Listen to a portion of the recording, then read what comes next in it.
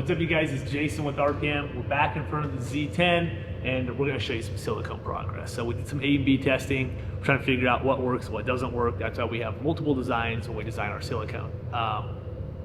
When I say that, it's because we design our silicone from start to finish. We have a start point and a stop point, and we design our silicone from start to stop, and we make all of our own bends. We decide where we want it to route, how we want it to turn, bend, stuff like that. So what we do is we get rid of all the harsh radiuses. I mean, there's a couple here.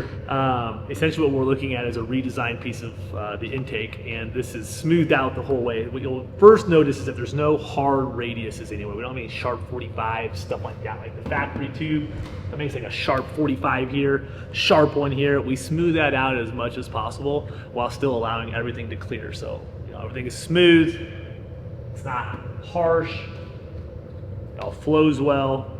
You can kind of see like we took all this zigging and zagging out of this this charge tube. It's going to be 5-ply, fluorolined, wire reinforced, port match, just our typical stuff that we always do with all of our silicone.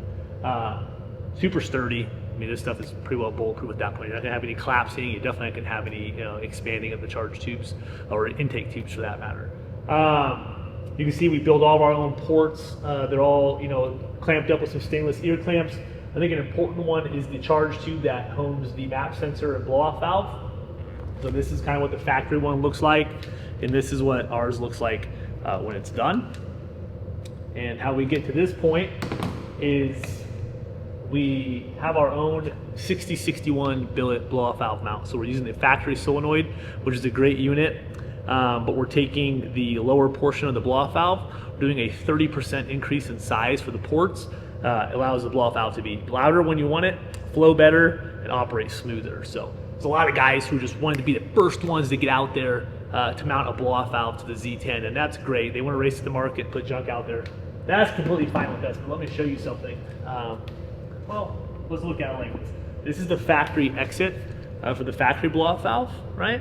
And that's what the RPM one looks like. So about a 36% increase in size. So we're not doohickey rigging anything up. We're not splicing, cutting wires to make some other blow-off valve work.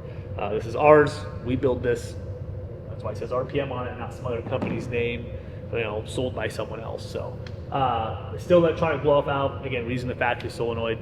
It's pretty cool stuff. It was cool to get that tested. Make sure it was all operating smooth. That's what we've been doing.